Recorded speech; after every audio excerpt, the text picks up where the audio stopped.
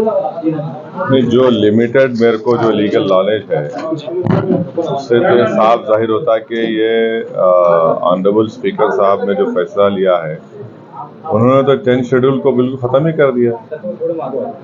संविधान में जब 10th शेड्यूल है तो फिर ऐसा दिख रहा है कि वो तो 10th शेड्यूल को भूल ही गए। बड़ा ही स्ट्रेंज फैसला उन्होंने लिया है। लेकिन आपका बयान शिवसेना को सहानुभूति दर्शाता है। नहीं, देखिए, हम दोनों शिवसेना के खिलाफ थे, है और रहेंगे। दोनों में कोई फर्क नहीं है। ये दोनों भी सेकुलरिज्म को नहीं मानने वाले हैं। और जब खुद दोनों ये खड़े होकर कहते हैं कि हमने बाबरी मस्जिद को शहीद किया, मगर आप एक लीगल क्वेश्चन के ऊपर पूछ रहे, स्पीकर के जो स्पीकर ने अपना फैसला सुनाया उसके ऊपर बोल रहा हूँ। उनको कोई कभी नहीं हो सकता, समंदर के दो किनारे एक नहीं हो सकता।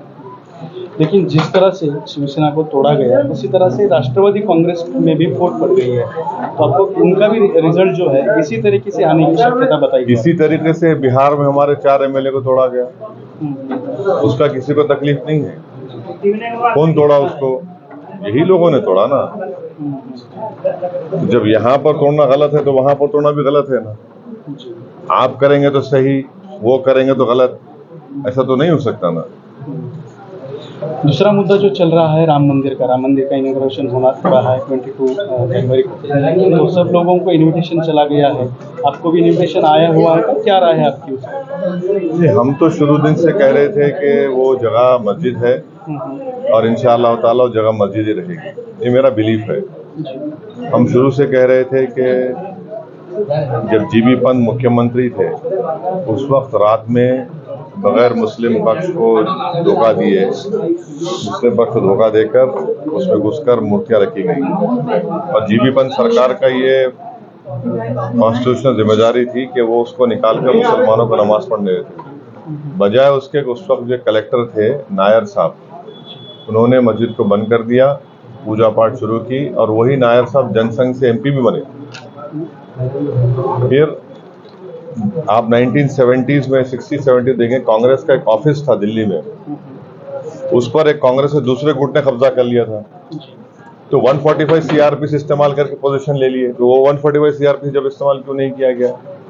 फिर मुस्लिम पक्ष को बगैर सुने राजीव गांधी प्रधानमंत्री थे और 26 पेज का ऑर्डर दिया गया जब कंप्यूटर भी नहीं था, और जज साहब ऑर्डर देकर ये बोले कि मेरे को ऊपर से इशारा मिला, अपनी किताब में लिखे, और इशारा क्या था कि मेरे कोर्ट की दीवार पर मैंने काले बंदर को बैठते देखा,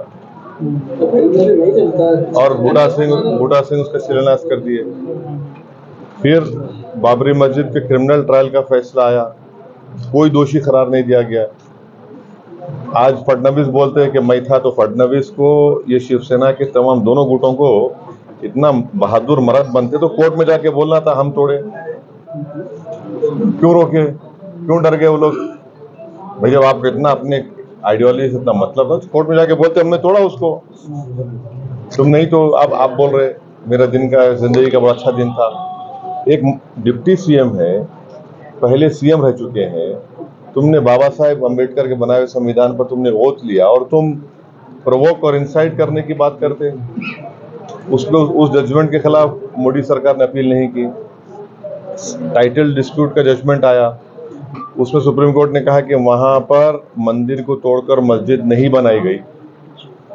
ASI की रिपोर्ट को उन्होंने नकार दिया, बिलीफ की बुनियाद पर फैसला दे दिया सुप्रीम कोर्ट ने।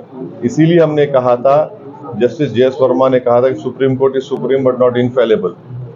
अब वो फैसले के बाद कई और चीजें खुल गई हैं, तो ये इसका क्रोनोलॉजी ये है। इसीलिए मुख्यमंत्री बोलते हैं कि वो दरगाह को मैं खत्म कर दूंगा, जो 200 साल पुरानी दरगाह है। क्यों बोल रहे हैं? क्योंकि वो टाइटल सूट का जजमेंट आया, आने के बाद इन लोगों को लगा कि बिलीफ के ऊपर हम सब चीज कर सकते, ये हो रहा है। दूसरा मुद्दा महाराष्ट्र में बड़े जोर से चल रहा है, वो है मराठा आरक्षण का। जरंगे पाटिल उस आरक्षण के लिए अब 20 तारीख को जो है ना, वो मुंबई जाकर के करोड़ों लोग साथ में ले जाकर के मुंबई जाम करने की वो घोषणा कर चुके हैं। कैसा देखते हैं इस भूमिका? उनका डेमोक्रेटिक राइट है, वो उनका डेमोक्रेटिक राइट है, वो उनका इख्तियार है। पर हम ये बोल रहे हैं कि भाई मुस्लिम आरक्षण दो ना। जी। वो तो हाईकोर्ट ने अपहेल्ड किया उसको, एजुकेशन में अपहेल्ड किया, एम्प्लॉयमेंट में बोला कि वो 50% के ऊपर है। हम यहाँ पर जो मुसलमानों जो बैकवर्ड कास्ट हैं, जिनको महमूद रहमान कमेटी ने आइडेंटिफाई किया, उनको दे दो आप, उनको दो आप। प्रोटेस्ट करने का राइट सबको है। अब ये सरकार क्या करेगी? अब ये सरकार बीजेपी की, शिंदे की सरकार क्या करेगी? देगी नहीं देगी? और नहीं देगी तो फिर ये 26 तारीख क्या टाइम दिए वो? 20 तारीख को टाइम। हाँ, 20 तारीख के बाद क्या करेंगे ये चलकर मुंबई तक जाएंगे और पूरे नहीं हम जी, भाई ये तो जी, बताना पड़ेगा ना। जी। हम तो ये बोल रहे हैं कि आप अगर वो बैकवर्ड क्राइटेरिया माने जो टेस्ट है बैकवर्डनेस का, रीजनेबल टेस्ट में क्वालिफाई कर दे दो आप। अगर मुसलमान को तो क्वालिफाई हो चुके हैं, हाईकोर्ट ने उसको अपहेल्ड किया है, आप दे दो। उसको क्यों रोक रहे आप? सबका साथ, सबका विकास, सबका विश्वास क्या है? ड्रामा है क्या खाली?